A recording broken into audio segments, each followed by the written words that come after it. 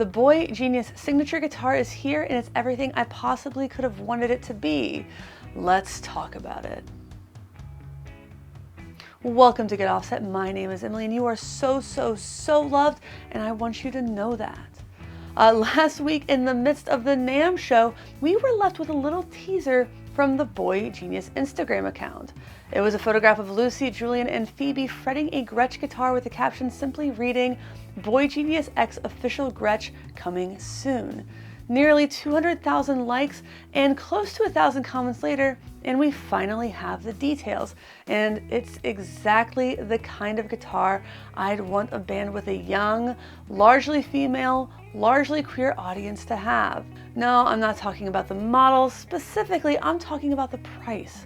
It is only $699 USD, and it's beautiful. Let's talk about the guitar itself and the specs, and then we can get into the things that make it special for boygenius. What we're looking at here is a Gretsch Broadkaster Jr. Gretsch guitars tend to boast a 24.6-inch scale length, that's 625 millimeters, so I'm guessing that's what we're looking at for this model. I'm also guessing a 1.6875 nut width, that's pretty standard for Gretsch. Both of these are very standard across most production line guitars, with some exceptions. To be clear, this is not a short scale guitar, and it does not have a particularly thin neck, and that is fine, we'll talk about it later. The guitar also has 22 frets, FT5E Filtertron pickups with vintage style covers, which look really cool, 22 medium jumbo frets, and a 12-inch radius. Boasting a maple body with classic F-holes, it's a semi-hollow body with a chambered center block. It also has a classic Gretsch trapeze tailpiece, which I'm personally very fond of. It's a little hard to tell if it's a straight black or if there's some tint to it in some of the pictures, but to be clear, the boygenius Broadkaster Jr. is definitely a black guitar with what looks like white or cream binding. Now, let's talk about these details. First up, we have the boygenius logo on the back of the headstock, so you'll always know exactly what you've got. Staying on the headstock, which has modern style tuners, by the way, we have a custom nickel plate that's engraved with each band member's signature. Lucy, what a signature! And a cute little XO from Phoebe. Julian is all business, clearly. What I really love about the design here is the custom pearloid inlays. The 7th fret is adorned with a 3 of Cups inlay, which fans will recognize as both tattoos that each band member has, as well as the reference to the tarot card, the 3 of Cups. In tarot, an upright 3 of Cups represents a period of happiness, a happy reunion, a celebration. It's a card that you want to draw. It's also part of the boygenius, let's call it lore or vibe. I'm glad it's there. We also have a tooth at the 5th fret.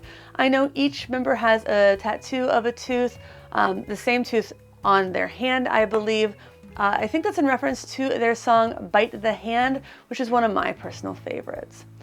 And while it's hard to see, I believe the planet's astrology at the 9th is what we're looking at. One is definitely a planet, and I'm going to be honest, the other looks either like a rocket ship or a catfish to me. Rocket ship makes more sense with the band, could perhaps be a reference to their song Me and My Dog, in which Phoebe sings about a spaceship.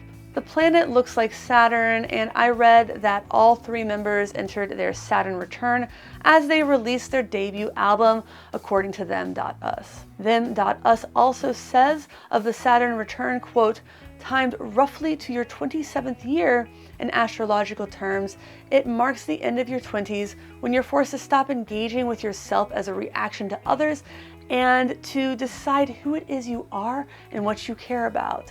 I love that sentiment.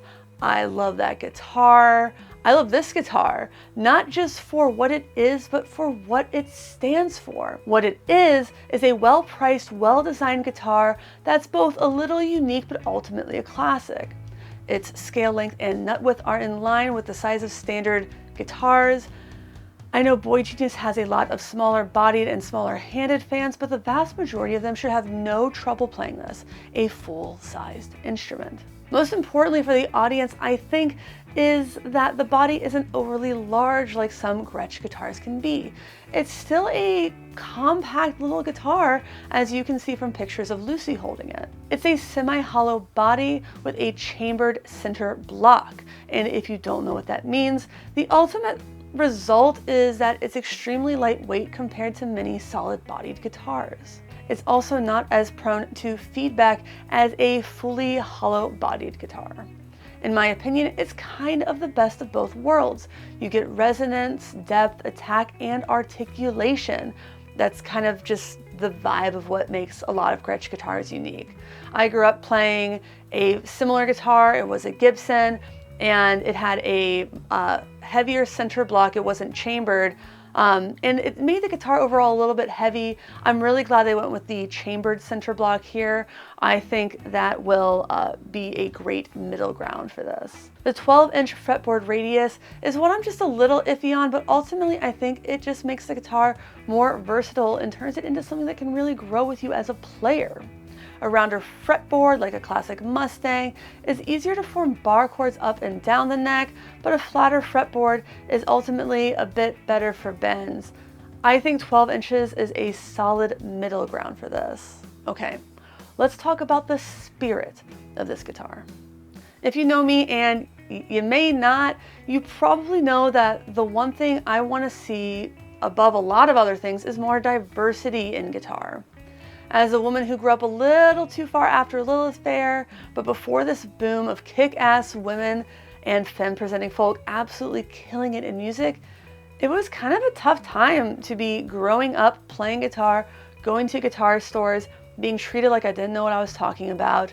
And the more women we see playing guitar, the more femme-presenting people we see playing guitar, the less that will be an issue. It's already better than it was when I was 14. But it can still get a lot better, and I think it will. See, back then, there wasn't as much visibility for women playing guitar. I mean, again, not that there is now, but still, and I stand by it when I say, I think some of the best rock music, folk music, and country music, and probably other genres, is being made right now by women. What I'm trying to say is that I want more women and generally othered people to be inspired to create guitar-based music. Guitar matters to me. Inclusion matters to me. I love Taylor Swift because she inspired so many young girls to pick up guitar. And now boygenius is doing that too. They're influential. They matter. You matter. They kick ass on guitar and they all play well. Especially Julian, if we're being honest, but they all play more than well enough to express themselves on guitar and write some of the most soul-crushing music I've heard in years. When I need a good cry, I put on some boygenius. And they could have worked with a brand that would have charged thousands of dollars for a limited signature model featuring them. That definitely would have gotten them more money. It would have sold fewer guitars. It would have made it less accessible. They chose to make something accessible that can really get people into playing guitar, because while anyone could play this guitar, more experienced guitar players will get a lot from it, I'm sure. This is a guitar made, really designed for beginners. I mean, did I mention this thing is $700? Listen, I know that's not going to be affordable for everyone. I mean, times are tough, but it's still highly affordable for a guitar. And since it's shipping in August, I hope that means people will have time to save money before then.